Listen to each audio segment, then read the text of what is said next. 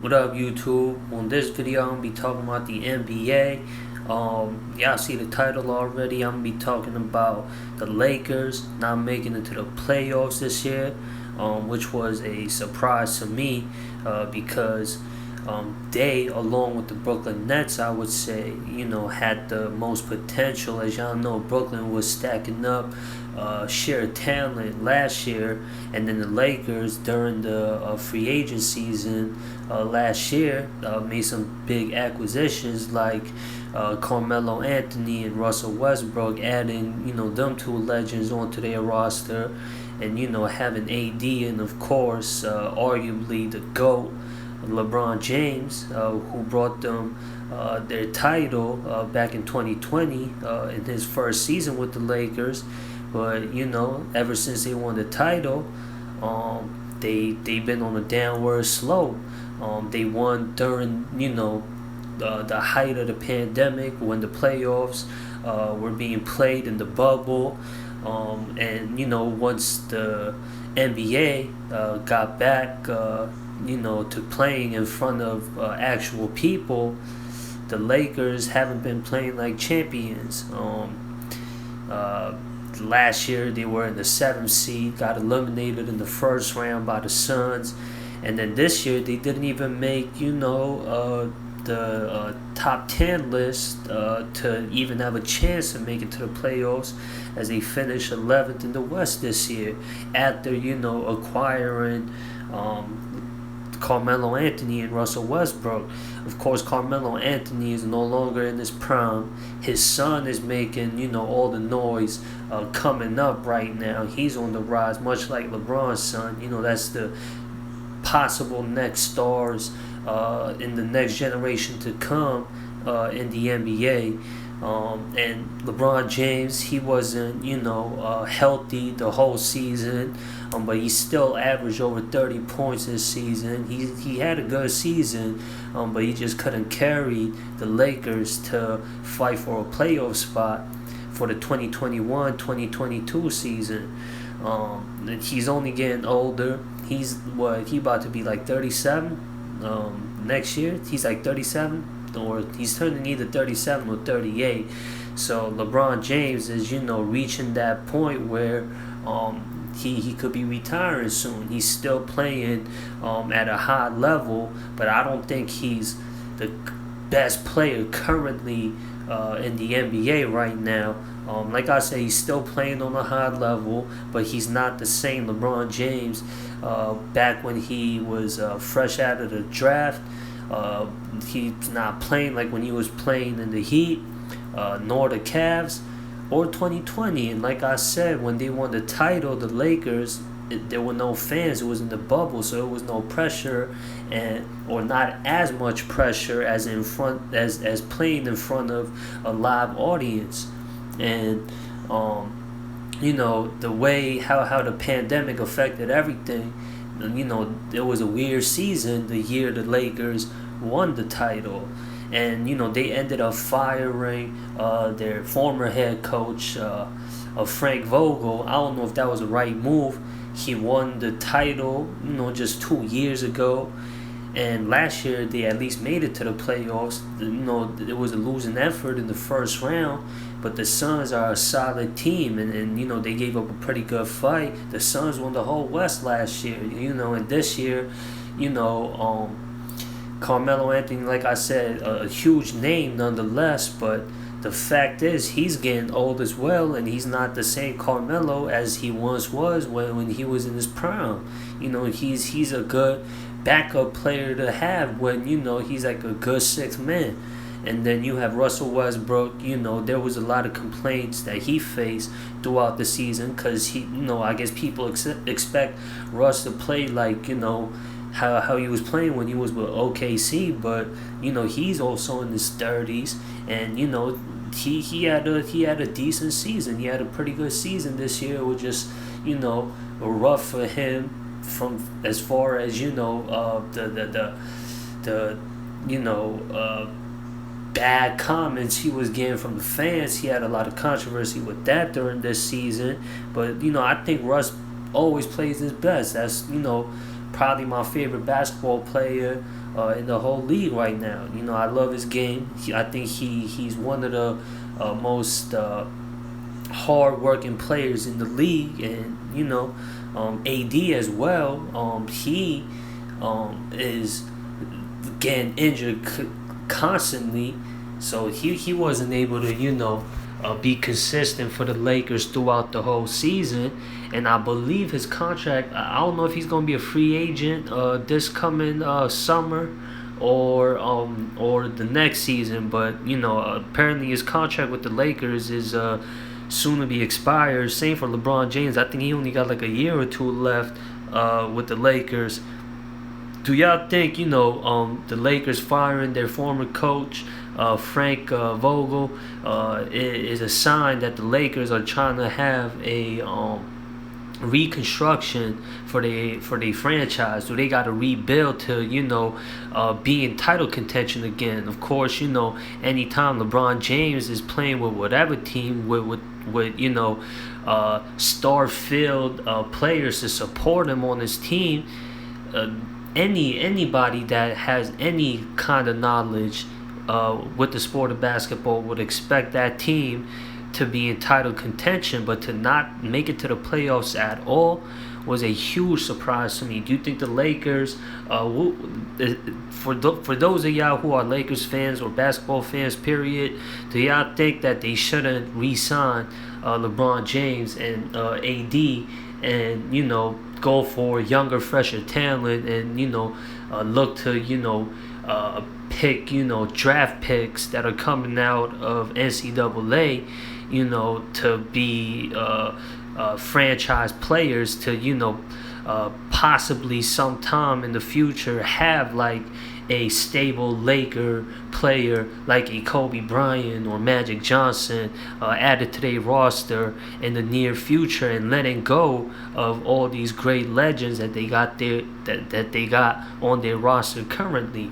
Which direction y'all think the Lakers should head in? Do y'all think there's a sign that the Lakers are going to look to rebuild their franchise? Y'all let me know in the comments. And in the second topic, I'm gonna discuss the Nets, the other favorite, the favorite on the East. The Lakers were the heavy favorites to win the West, and the Nets as well. Mind y'all, before the trade deadline, they had James Harden on their roster as well, but the Nets, who finished 7th this season in the East, just got swept by the Boston Celtics.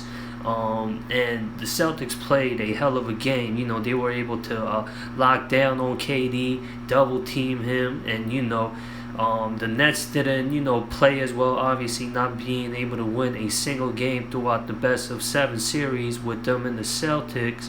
And KD and KI, veterans, obviously one of the more recognizable names currently active in the NBA, and these guys' game is one of the best in the league right now.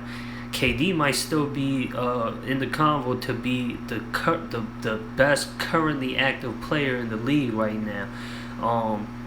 I think this year, John Morant, I think he had the best season. But anyways, I think Kevin Durant he's got the age advantage over LeBron James. I think currently, if I were to choose between KD or LeBron on who has a better game currently right now, LeBron obviously is a better player overall. If you look at in prime LeBron James compared to Kevin Durant, but like as of right now, as of today, I think Kevin Durant's got the edge on that one. But Kevin Durant didn't really play to I think his full ability. Much credit to the Celtics on how they were guarding Kevin Durant throughout the series. But the Nets also had some huge potential heading into this year's season. For them to get swept and to even finish 7th after the regular season was kind of a surprise. If not first or second, at least 3rd or 4th. But to be, in that 7th seed, that wasn't what was expected out of the Brooklyn Nets. And then obviously during the trade deadline, they traded James Harden to Philadelphia for Seth Curry. and Ben Simmons did not play a single game with the Nets ever since he got traded from the Sixers. At first, I think he didn't want to play, and then he was injured. And then there was a whole bunch of news surrounding him, saying that he was clear to play, then he wasn't, and he's not going to be playing. He didn't end up playing at all ever since he moved to Brooklyn. And Ben Simmons, there's been criticism on his game. I think between him and Joel Embiid, who was a part of the resurgence on the Philadelphia 76ers. I think out of those two, those two guys were the most talked about guys during the resurgence of the 76ers, right? And I think it's clear now that Joel Embiid was the MVP of that resurgent team in Philadelphia, rather than Ben Simmons. Ben Simmons, there's criticism of him, not being able to shoot, him throwing bricks at the free throw line, and we still haven't seen him perform with the Brooklyn Nets. And he's still a good player, don't get it twisted. And Seth Curry is a good player to have on any team as well. But to not have them, play at all with KD and KI and the rest of the Brooklyn Nets, it wasn't the season that we were expecting. I think there's more solid teams in the NBA right now that doesn't have the name of a KD or LeBron James or Kyrie Irving or Anthony Davis, Russell Westbrook, guys like John Morant, and the Memphis Grizzlies, Luka Doncic and the Dallas Mavericks, and then you have Giannis and Chris Middleton with the Milwaukee Bucks, and then Smart and Brown from the Boston Celtics, Joel Embiid and James Harden and them with the Philadelphia 76ers, and then you have Chris Paul, Devin Booker, who's injured still right now, Devin Booker and the Phoenix Suns. Like, I think these teams, and then of course Golden State, who's had resurgence as of lately with Poole, Steph Curry, and then they got Klay Thompson playing like he never left again. Like, they're more well-rounded teams than the more discombobulated teams like the Nets and the Lakers, who had inconsistency throughout the season with injuries and their marquee players not being on court to play for them. And I think that put a hole in their game for this season. Like I said, Kyrie Irving, Kevin Durant are two-star players, one of the best in the league right now, and they didn't perform to their expectations during the playoffs, and and they were playing a much more well-rounded, solid team like the Boston Celtics. And this is basketball. This is a team sport, and you much rather have a more coordinated team like the Boston Celtics or like the Phoenix Suns and the Memphis Grizzlies, rather than star-riddled teams like the Brooklyn Nets and the Los Angeles Lakers. How y'all think the Nets and the Lakers are gonna do next year? Well, I don't know how the free agency is gonna play out during the off season, but it was a disappointing season nonetheless for these two quote-unquote powerhouse teams. I gotta put the little quotation mark. If y'all seen the live video, if y'all were to see me right now, I'll put the little quotation mark. That's that don't matter though. But they didn't play like powerhouses this season. Anyway, speaking of Joel Embiid, right? Because I mentioned him earlier in this video.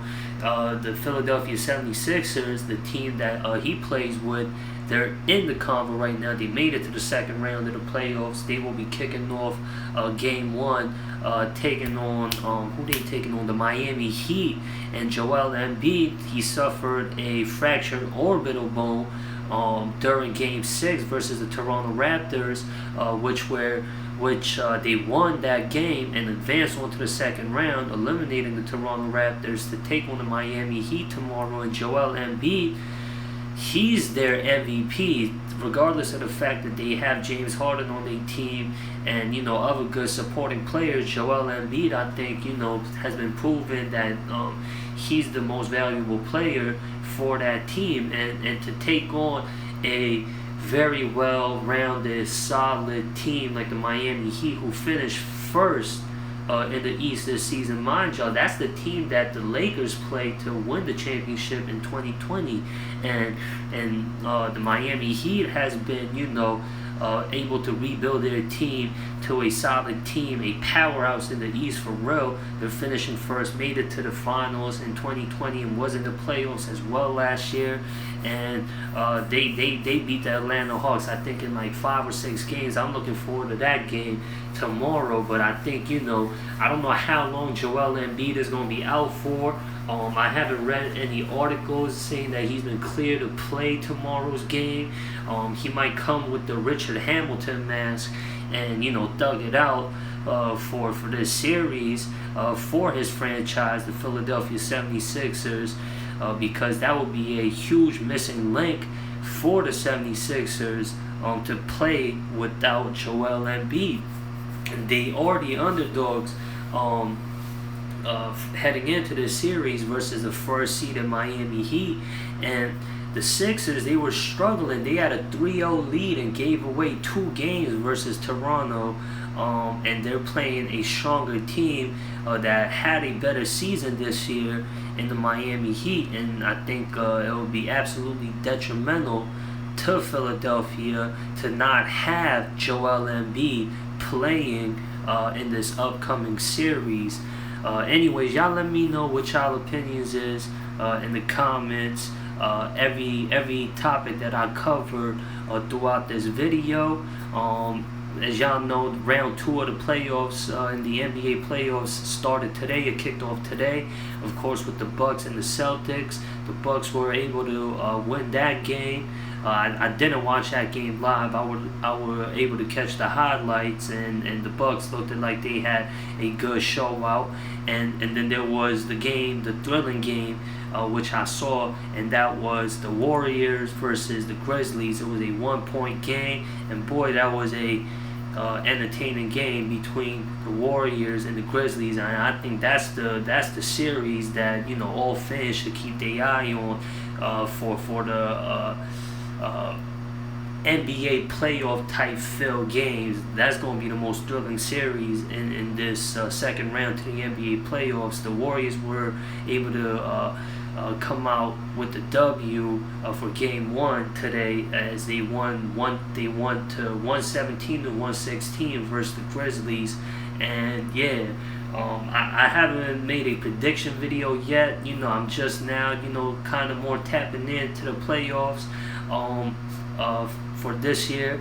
I gotta tap in a little more to throw out predictions and shit like that, and to cover game highlights and give y'all summaries talking about it in video forms. But I thought this been an opinion that's been lingering over my head as far as the NBA goes that I wanted to talk about, and I thought why not come on here and talk about it and upload it to YouTube, and maybe have I thought I'd come on here and talk about those topics that were on mind about the NBA. So here it is. That does it for this video, y'all. Subscribe, share, like, all that good shit. If this is y'all first time tapping into my channel, because I don't really talk about basketball like that, this channel is a sports-based channel. I'll more times be talking about boxing, mostly boxing on here, sometimes wrestling and other sports if I feel like talking about it. For instance, as an example, like this video here. Tap into my channel for more content and shit. It'd be much appreciated. Anyways, y'all, I'm out, man. Peace.